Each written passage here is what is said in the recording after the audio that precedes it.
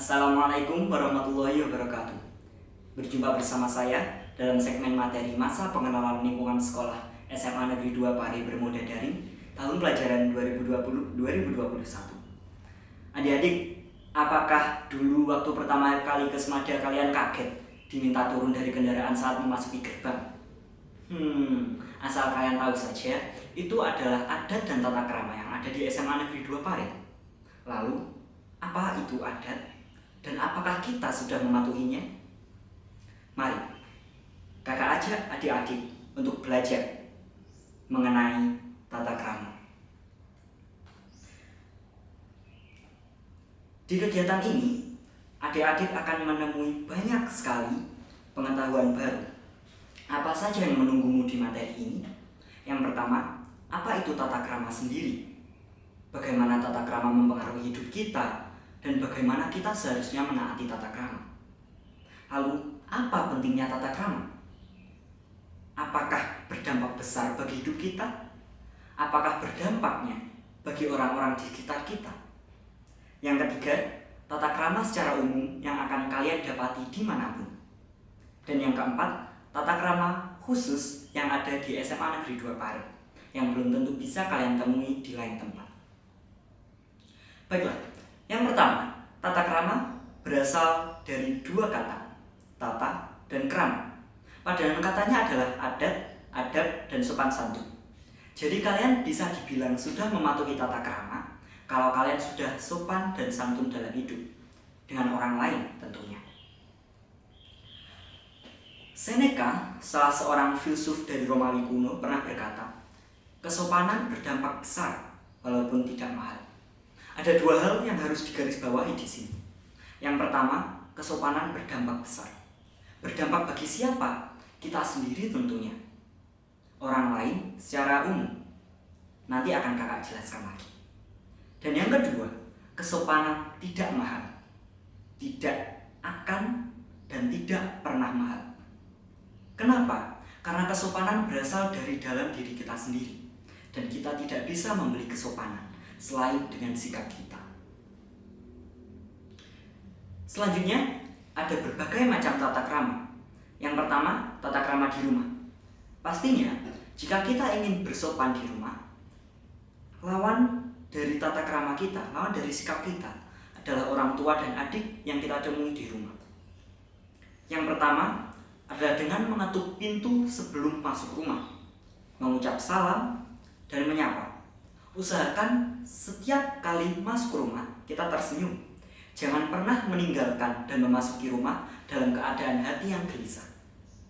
Yang kedua, membantu ayah dan ibu mengerjakan pekerjaan rumah. Selain ini adalah tata krama, ini juga kewajiban kita sebagai anak di rumah untuk meringankan pekerjaan ayah dan ibu kita. Selain itu, ini juga latihan bagi kita untuk nantinya bisa terjun di masyarakat dan menjadi ayah serta ibu. Yang ketiga, pastikanlah kemanapun dan kapanpun meminta izin saat akan keluar rumah. Ini adalah tata krama yang lebih besar dampaknya kepada ayah dan ibu kita. Karena jika kita keluar rumah tanpa meminta izin mereka, mereka akan khawatir. Kemana anak mereka? Dengan siapa anak mereka bergaul? Apakah pergaulannya aman? Apakah perjalanan mereka aman? Yang kedua, tata krama di sekolah. Pastinya, sekolah memiliki seperangkat aturan yang harus ditaati. Tapi tata krama adalah peraturan tidak tertulis yang menyangkut kesopanan kita sebagai siswa di sekolah. Contohnya adalah saat di kelas, kita harus mengangkat tangan saat ingin bertanya kepada guru yang sedang menjelaskan materi. Datang tepat waktu dan tidak menyela guru adalah contoh tata krama yang lain. Selain itu, kita juga harus membungkuk menghormati guru saat lewat di depan mereka. Ini adalah tata krama yang nantinya akan mengantar kita kepada ridho bapak dan ibu guru, yang nantinya akan membawa kita kesuksesan. Yang ketiga adalah tata krama di masyarakat. Di masyarakat, interaksi kita dengan orang lain sangatlah tinggi. Yang pertama, pastinya dalam fasilitas umum manapun kita diharuskan untuk mengantri. Dan mengantri ini juga ada tata keramanya. Tidak boleh menyerobot, usahakan jaga jarak apalagi di keadaan seperti ini, dan juga mengantri dengan sabar. Selain itu di masyarakat, kita juga diharuskan untuk membantu tanpa pamrih. Jika ada orang lain yang kesusahan, kita bantu. Jika ada orang yang meminta-minta, kita beri. Ingat, digarisbawahi, jangan pamrih. Jadi jangan mengharapkan imbalan atas kebaikan kita. Yang ketiga, menghormati perbedaan. Hidup di masyarakat yang sangat heterogen membuat kita diharuskan untuk berinteraksi dengan orang yang berbeda dengan kita. Berbeda ras, berbeda suku, berbeda keyakinan, dan banyak lainnya. Jika kita tidak bisa menghargai perbedaan, maka kita akan sulit berinteraksi dengan orang lain. Yang keempat, macam-macam tata krama di tempat-tempat yang lain. Kita tidak hanya menghabiskan waktu kita di sekolah, di rumah, atau di tengah-tengah masyarakat. Bagaimana dengan tata krama di fasilitas umum, tata krama di tempat makan, tata krama di perpustakaan, dan tata krama di jalan? Tata krama tidak bisa ditinggalkan begitu saja. Dimanapun dan kapanpun, kita harus menjaga tata krama. Hidup itu singkat, tapi selalu cukup untuk bersikap sopan. Itulah kata Ralph Waldo, pujangga dan esais, serta filsuf berkebangsaan Amerika. Ini menunjukkan kepada kita bahwa sesulit apapun kita hidup, kita tetap harus menjaga kesopanan dan tata krama. Karena tata krama sangatlah penting dalam hidup kita. Lalu, apa saja manfaat tata krama? Dan apakah ada konsekuensi jika kita tidak mematuhi tata krama itu? Yang harus kita tahu, tata krama mendatangkan banyak sekali manfaat bagi pelaku, dan pastinya berkonsekuensi buruk bagi para pelajar, bagi para pelanggar. Jika kita melanggar tata krama, kita akan dilihat sebagai orang biadab, orang yang tidak punya adab. Tata krama diciptakan untuk memberi standar kita dalam beradab, dalam bertingkah, dalam berlaku. Jika dilanggar, wajar saja jika orang lain menilai kita sebagai pribadi yang tidak beradab. Karena memang tata krama digunakan orang untuk melihat seberapa beradabnya kita. Jika tata krama dilanggar, ada satu konsekuensi lain yang akan sangat menyulitkan hidup kita sebagai makhluk sosial. Itu adalah jika tata krama dilanggar, hubungan kita dengan orang lain pasti tidak akan berjalan harmonis. Sikap yang baik, sopan, serta beradab akan membantu kita dalam hidup di lingkungan sosial kita. Begitu pula sebaliknya. Jika kita berperilaku tidak berdasarkan norma dan tata krama, bisa dibayangkan bagaimana orang menilai kita dan apakah orang tersebut ingin berinteraksi dengan orang yang biadab. Lalu apa jadinya jika kita selalu menaati tata krama, kapanpun dan dimanapun? Yang pertama, pastinya kita akan lebih dihormati dan disegani. Kenapa? Karena orang yang bisa menjaga tata krama adalah orang yang beradab, dan orang yang beradab selalu lebih dihormati daripada orang yang biadab. Yang kedua, pastinya orang dengan tata krama akan memperlakukan orang lain dengan baik, dan ini akan mengantar kita kepada kita disenangi orang lain. Jika kita sudah disenangi orang lain, maka segala bentuk interaksi kita dengan orang itu akan berjalan harmonis, dan kita sebagai makhluk sosial akan bisa bekerja sama dengan mereka dan hidup sejahtera. Lalu yang terakhir adalah bagian dari favorit saya, tata krama khusus yang ada di SMA Negeri 2 Pare. Tata krama bisa juga diartikan sebagai etika dan juga adat yang telah dilakukan dari waktu yang lama.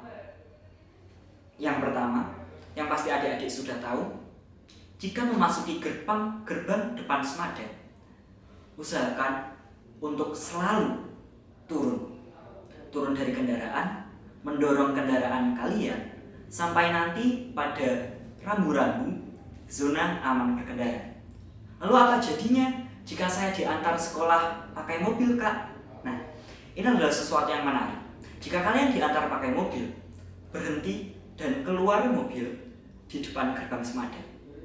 Lalu bagaimana jika mobil kalian mau berputar? Mobil kalian boleh masuk Semada dan berputar di halaman, tapi kalian sebagai siswa harus turun dan bersalaman dengan guru-guru yang ada di depan. Yang kedua, 5S. Setiap siswa diharapkan dan diharuskan untuk menjaga senyum, salam, sapa, sopan, dan santun kepada semua warga SMA Negeri 2 Pare. Senyum kepada setiap orang saat memulai dan mengakhiri pelajaran. Salam kepada teman-teman saat memasuki ruangan. Sapa, menyapa Bapak Ibu Guru dan teman-teman semuanya. Dan lebih baik untuk bersalaman, salim kepada Bapak Ibu Guru jika kita berpapasan dengan mereka. Sopan dan santun adalah dua hal yang saling berkaitan. Santun adalah manifestasi dari sikap sopan. Jadi jika kalian sopan tapi tidak santun dalam berbicara, maka kalian kurang. Jika kalian santun dalam berbicara tapi tidak sopan dalam berperilaku, itu juga tidak baik. Maka kita harus sopan dalam berperilaku dan santun dalam berbicara, khususnya kepada orang yang lebih tua dari kita, kepada kakak kelas, kepada bapak penjaga sekolah, kepada ibu kantin, terlebih kepada guru yang setia mengajar kita dari hari ke hari. Yang keempat, hormat bendera. Ini adalah adat yang berkaitan dengan nilai patriotisme kita sebagai warga negara. Setiap kali bendera dinaikkan dan diturunkan di halaman dan di depan podium Semada, maka setiap warga SMA Negeri 2 Pare harus berhenti dari segala aktivitas, berdiri, dan hormat bendera. Apapun yang sedang kalian lakukan. Jadi jika kalian sedang mendorong motor misalnya, berhenti dulu, hormat bendera. Jika kalian sedang duduk-duduk dan makan, berhenti makan dulu, berdiri dan hormat bendera. Ini adalah hal yang sangat penting untuk dilakukan, utamanya bagi SMA Negeri 2 Pare yang sangat menjunjung tinggi nilai patriotisme. Yang selanjutnya adalah kegiatan religius. Setiap istirahat kedua setiap harinya, kegiatan religius wajib dilakukan oleh siswa dan siswi SMA Negeri 2 Pare. Untuk yang beragama Islam, silakan sholat zuhur di masjid, dan untuk yang non-muslim bisa di ruang persekutuan doa. Selain itu, setiap hari Selasa dan Kamis di pagi harinya akan dibacakan surat Ar-Rahman dari speaker sentral sekolah untuk teman-teman yang beragama Islam, dan untuk yang non-muslim bisa ke ruang persekutuan doa. Yang terakhir adalah upacara bendera setiap hari Senin, membaca Pancasila dan menyanyikan lagu Indonesia Raya setiap pagi sebelum memulai pelajaran. Ini menyokong dari nilai nomor 4 tadi untuk hormat bendera, nilai patriotisme kita. Jadi jangan mengaku mencintai negara kalau tidak mau membaca Pancasila di pagi hari, hormat bendera, atau membaca Pancasila dan menyanyikan lagu Indonesia Raya. Untuk upacara bendera setiap hari Senin, membaca Pancasila, dan menyanyikan lagu Indonesia Raya setiap pagi sebelum memulai pelajaran. 3 nilai ini adalah nilai yang tidak boleh ditinggalkan, karena seperti nilai poin nomor 4 tadi, sangat berkaitan dengan nilai patriotisme diri kita. Jadi jangan mengaku patriotis, jangan mengaku cinta negara kalau hormat bendera saja tidak mau, tidak pernah menyanyikan lagu Indonesia Raya, tidak pernah membaca Pancasila sebelum pelajaran dimulai. Maka kita harus berintrospeksi diri. Apakah kita sebagai warga negara sudah melakukan kewajiban sesederhana itu? Baiklah, yang terakhir adalah apa yang menunggu adik-adik sekalian pada setiap akhir materi, yaitu pemberian tugas. Setelah memahami materi yang baru saja adik-adik baca, jawab pertanyaan yang akan kakak bacakan. 1. Nomor 1 adalah soal perintah. Rangkum materi tata krama dalam selembar kertas dengan kalimat kalian sendiri, ditulis dengan tulisan yang rapi. Ya, pakai ballpoint. Berikan tanggapan kalian terhadap materi di akhir rangkuman kalian. Jadi apakah materi ini menarik? Apakah kalian bisa menguasainya? Dan sebagainya. Jangan lupa tanggapannya ya. Lalu yang kedua, berikan masing-masing 3 contoh penerapan tata krama di tempat-tempat berikut ini. Yang pertama, di kendaraan umum, di perpustakaan, di meja makan, di jalan, dan di rumah sakit. Tulis jawaban kalian pada selembar kertas, foto, dan kirim hasilnya ke kontak kakak pendamping kelas masing-masing. Dikirim ke kakak PK ya. Batas waktu pengumpulan pada presensi besok. Oke, jadi besok pagi akan dilakukan presensi dan pastikan kalian berada dalam mode daring pada saat itu untuk mengirim penugasan kalian. Itu batas maksimalnya. Jadi kalau kalian ingin mengumpulkan tugas ini sebelum itu, sangat disilakan. Terima kasih, Kakak Gulam Pasha Pambayun. Mohon diri. Maaf kalau ada kesalahan. Wassalamualaikum warahmatullahi wabarakatuh.